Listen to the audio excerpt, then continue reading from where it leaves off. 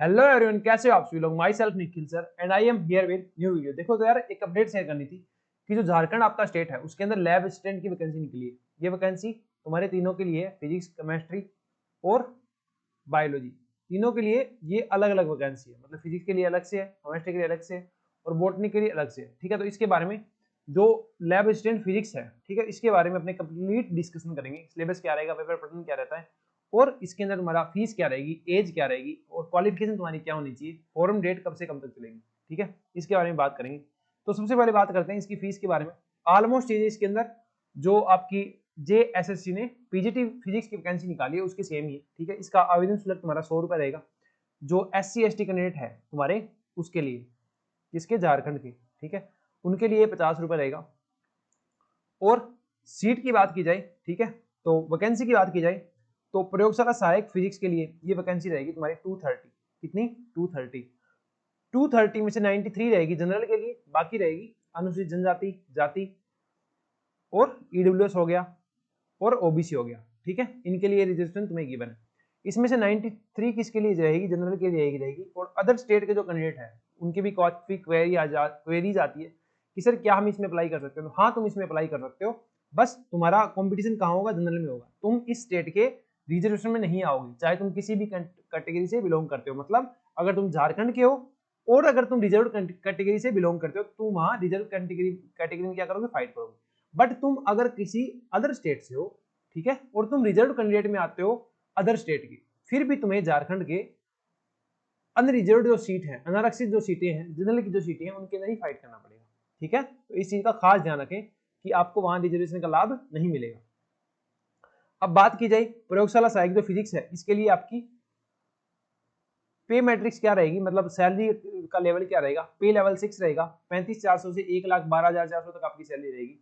इसके अंदर क्या कहा है इन्होंने कि आप राज्य सरकार, मतलब स्टेट या सेंट्रल, स्टेट कह दो या सेंट्रल कह दो, या किसी भी यूनिवर्सिटी से फिजिक्स, केमिस्ट्री और बायोलॉजी में से किसी तीन में से इन दो विषय के अंदर आपके 50% होने चाहिए। किसके अंदर? ग्रेजुएशन के अंदर। तो मिनिमम एलिजिबिलिटी तुम्हारी क्या होगी? तुम्हारी क्या की होनी चाहिए? BSc की होनी चाहिए। और उसके अंदर सब्जेक्ट कौन से होनी चाहिए? फिजिक्स और केमिस्ट्री। बायोलॉजी में कोई तीनों में से कोई दो होने चाहिए। ठीक है, और अगर आपने PCM कर रखा है, फिजिक्स केमिस्ट्री मैथ कर रखा है, तो आप इन दोनों में अप्लाई कर सकते हो। ठीक है, इसमें अप्लाई कर सकते हो, इसमें अप्लाई कर सकते हो, या तुमने वो स्ट्रीम चुनी हुई है जिसमें बायो होती है, केमिस्ट्री होती है, ये कोई और होता है, तो तुम इन दोनों में अप्लाई कर सकते हो। ठीक है, इसका ध्यान रखें। अपने डिस्कस करेंगे कंप्लीट सिलेबस वगैरह फिजिक्स के बारे में। ठीक है, बाकी इसकी जो कंप्लीट नोटिफिकेशन है वो भी तुम्हें टेलीग्राम चैनल पे मिल जाएगी। अगर आपने अभी तक टेलीग्राम चैनल ज्वाइन नहीं किया है तो डिस्क्रिप्शन में आपको उसको लिंक मिलेगा, उसको आप जाके ज्वाइन करें। ठीक है, थोड़ा सा देखो इसमें न्यूनतम अगर तुम डेट काउंट करनी है तो वो तुम करोगे 1/1/23 से। मैक्सिमम वाली काउंट करनी है तो 1/8/19 से काउंट करोगे। इसके अंदर एज, मैक्सिमम एज कितनी रखी है? 35 रखी है जनरल के लिए, न्यूनतम रखी है 21। इसके अलावा हम बात करें फॉर्म कब फिलअप होंगे, सेम डेट है तुम्हारी पीजीटी वाली, 5/4/23 से लेके 4/5/23 तक इसके फॉर्म फिलअप होंगे।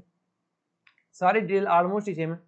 इसके बाद बात की जाए, दो पेपर इसके अंदर होंगे, पेपर 1 और पेपर 2। ठीक है, पेपर फर्स्ट जो तुम्हारा होगा वो क्या होगा? क्वालिफाई होगा, उसको तुमने सिर्फ क्वालिफाई करना है, उसके तुम्हारे मार्क्स ऐड नहीं होंगे। ठीक है, सेकंड पेपर क्या रहेगा? तुम्हारा कंप्लीट फिजिक्स का रहेगा।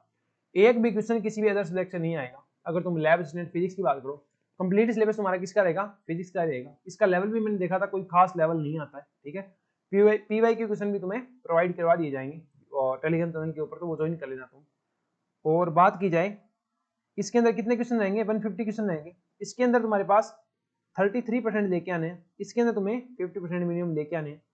इसके अंदर तुम्हारे पास शायद 100 क्वेश्चन होने चाहिए, देखना पड़ेगा। यहाँ पे देखो, नेगेटिव मार्किंग तुम्हारी है नहीं। ठीक है, नेगेटिव मार्किंग है नहीं। पेपर सेकंड के अंदर तुम्हारे पास कितने क्वेश्चन आएंगे? 150 क्वेश्चन आएंगे, 150 क्वेश्चन आएंगे। जो मेंस लिस्ट तैयार होगी वो भी एज यूजुअल पीजीटी की तरह किसके बेसिस पे तैयार होगी? ओनली फिजिक्स के पेपर पे, ओनली सेकंड पेपर के ऊपर तैयार होगी। ठीक है, मेन सूची बनेगी डायरेक्ट फिजिक्स के लेवल पे। जो आप फर्स्ट पेपर क्वालिफाई करेगा, 33% से ऊपर लेके आएगा, उसी को इस पेपर के लिए चेक किया जाएगा। मतलब जो आपकी OMR होगी, अगर आपने इसके अंदर 33% काउंट नहीं किए, स्कोर नहीं किए, तो आपकी सेकंड पेपर की OMR चेक ही नहीं होगी। अगर इसके अंदर 33% से ऊपर काउंट कर लिए, उसके बाद ये पेपर चेक होगा। इसके अंदर 50% मिनिमम मार्क्स है, मतलब 50% अगर तुम्हारे आते हैं तो तुम मेन सूची में आ सकते हो। ठीक है, जॉब तुम्हें मिल सकती है।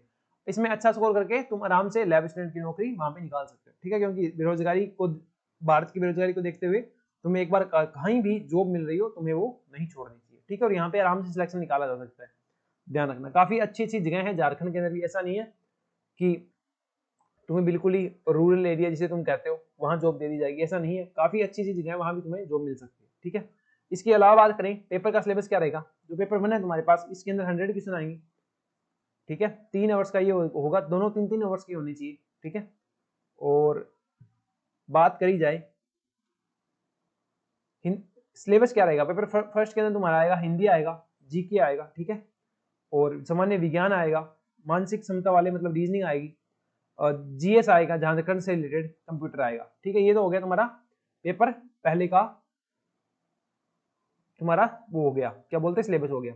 इसके बाद बात करें जो आपका सेकंड पेपर है उसके अंदर कितने मार्क्स होने चाहिए। जनरल से आ रहे हो तो 50% होने चाहिए, SC/ST से आते हो तो 45 होने चाहिए, ओबीसी से आते हो तो 50 होने चाहिए, ईडब्ल्यू से आते हो तो 50 होने चाहिए, और पिछड़ा वर्ग अनुसूचित 2 से आते हो तो भी क्या होने चाहिए, 50 होने चाहिए, ठीक है। इसके अलावा बात करें फिजिक्स की, बात की जाएगी फिजिक्स का सिलेबस क्या क्या है। तो फिजिक्स का सिलेबस तुम्हारे पास क्या है, मैकेनिक्स है, इसके अंदर थर्मल फिजिक्स है, ठीक है, वेव एंड ओसिलेशंस है, उसके अलावा इलेक्ट्रिसिटी एंड मैग्नेटिज्म है, मॉडर्न फिजिक्स है, ठीक है, और इलेक्ट्रॉनिक्स है। तुम्हारे पास यहाँ पे JSSC PGT और JSSC लैब स्टूडेंट का सिलेबस है वो तुम्हारा क्या है, सेम ही है, ठीक है।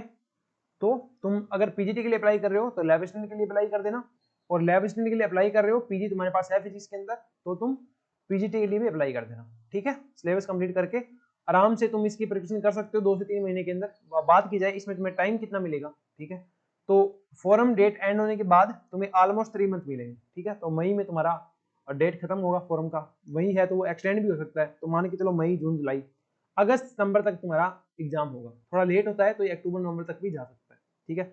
आराम से इसकी प्रिपरेशन स्टार्ट कर सकते हो, और मैं सजेस्ट करूंगा इसके लिए तुम अपनी बीएससी की बुक पढ़ो, बीएससी की बुक पढ़ो, बेसिक पढ़ो, बहुत ज्यादा डेप्थ में जाने की जरूरत नहीं है, बहुत अलग लेवल आ रहा हुआ है, एमएससी का लेवल, नेट का लेवल, ऐसा कुछ नहीं है।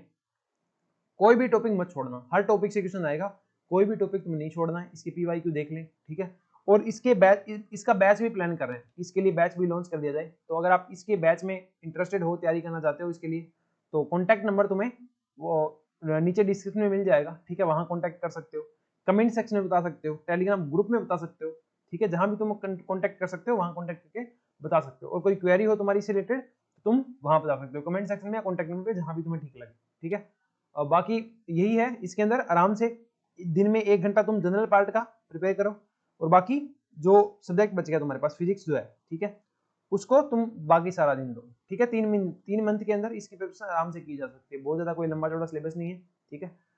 बस यही चीज है, आराम से प्रिपरेशन स्टार्ट करो, आराम से तुम इसमें सिलेक्शन निकाल सकते हो, ठीक है। वो कोई बहुत लंबा चौड़ा कुछ नहीं है, ठीक है। नेट के सिलेबस के तुम्हारा बहुत बड़ा सिलेबस है, आरपीसी पीजीडी की तरह बहुत बड़ा सिलेबस है, ऐसा कुछ नहीं है।